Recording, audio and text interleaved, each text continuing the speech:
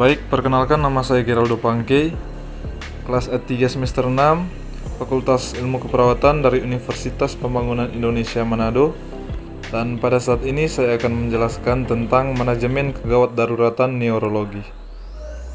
Pendahuluan, kegawat daruratan neurologi, tindakan dan penata laksanaan lebih cepat dan tepat.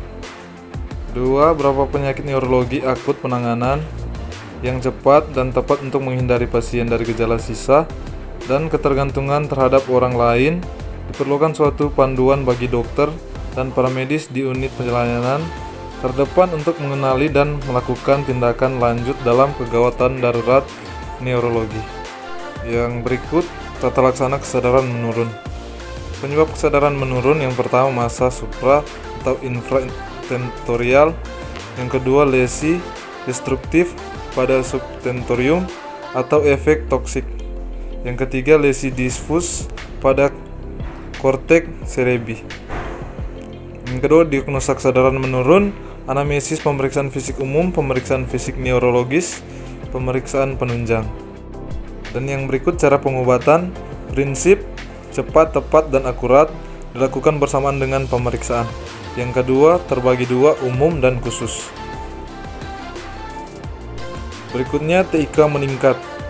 TIK adalah tekanan darah dalam ruang tengkorak berdasarkan hipotesis Monro, merupakan jumlah volume darah intrakranial, jaringan otak, cairan otak, dan komponen lainnya, misalkan hematom, tumor, dan lain-lain yang bersifat konstan. Yang kedua, TIK normal tergantung usia. Pertama, bayi 1,5 sampai 6 mmHg, kedua anak-anak 3-7 mmHg, yang ketiga dewasa 10-15 mmHg. Yang berikutnya, tata laksana stroke akut. Stroke merupakan penyebab kematian dan kesehatan utama di Indonesia. Stroke ini suatu kegawat darurat medis yang harus ditangani secara cepat, tepat, dan cermat. Penyebab stroke yaitu infark otak 80%, emboli, dan atriotrombotik. Yang kedua, pendarahan 20%, PIS dan PSA. Dan diagnosa: pertama, berdasarkan klinis anamnesis dan pemeriksaan fisik neurologis. Kedua, sistem screening. Ketiga, CT scan kepala. Yang keempat, MRI kepala. Selanjutnya, protokol penata laksanaan stroke iskemik akut.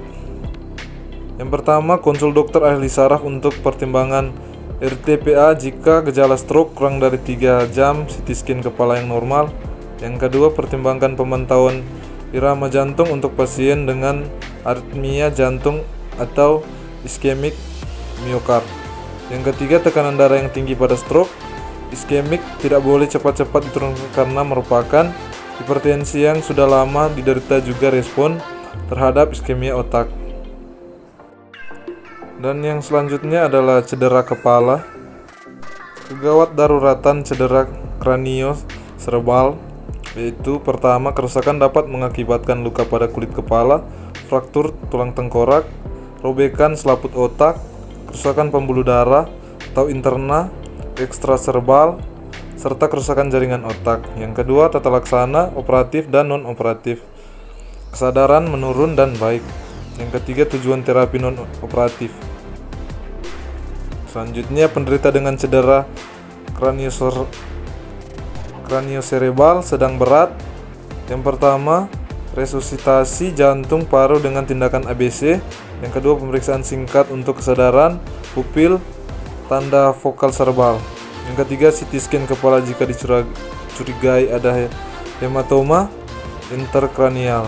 Yang keempat, pemeriksaan laboratorium. Dan yang kelima, pada keadaan TIK meningkat.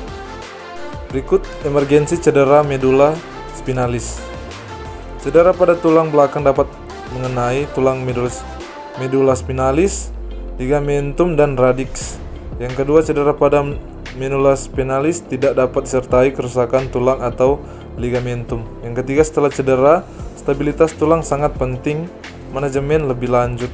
Yang keempat, tujuan terapi stabilisasi cedera primer dan pencegahan cedera sekunder. Dan yang terakhir, intervensi bedah. Yang pertama, pemulihan fungsi cedera medula spinalis. Tentang pada pertama, imobilisasi sewaktu pemindahan. Yang kedua, terapi segera. Ketiga, peranan operatif. Dan intervensi bedah kedua, indikasi operasi.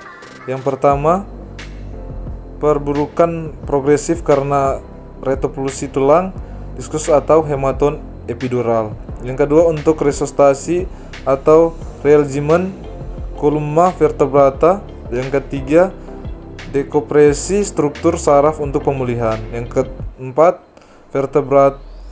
vertebrae yang tidak stabil. Sekian penyuluhan dari saya tentang manajemen kegawat daruratan neurologi. Terima kasih.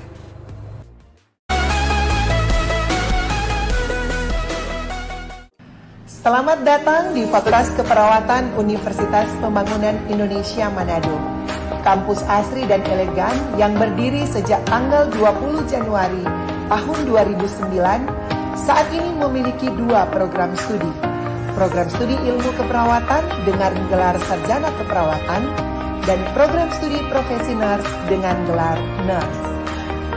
Menjadi nurse profesional adalah impian dan harapan banyak orang.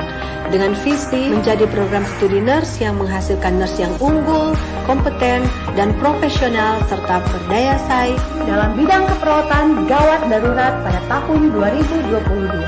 Kami memberi diri untuk mendidik perawat-perawat pemula dengan bekal ilmu, keterampilan, dan sikap profesional keperawatan tanpa memandang bulu. Kami telah mengasah diri kami dengan pendidik berkelanjutan bahkan kompeten di bidang masing-masing. Bagi putra-putri bangsa yang rindu untuk mengabdi dirinya melayani negeri, melayani orang-orang yang membutuhkan pertolongan dalam bidang kesehatan khususnya keperawatan, jangan ragu-ragu, tetapkan pilihan Anda dengan semangat. Baku-baku bantu, baku backing pandai. Kami siap mencetak Anda menjadi nurse profesional.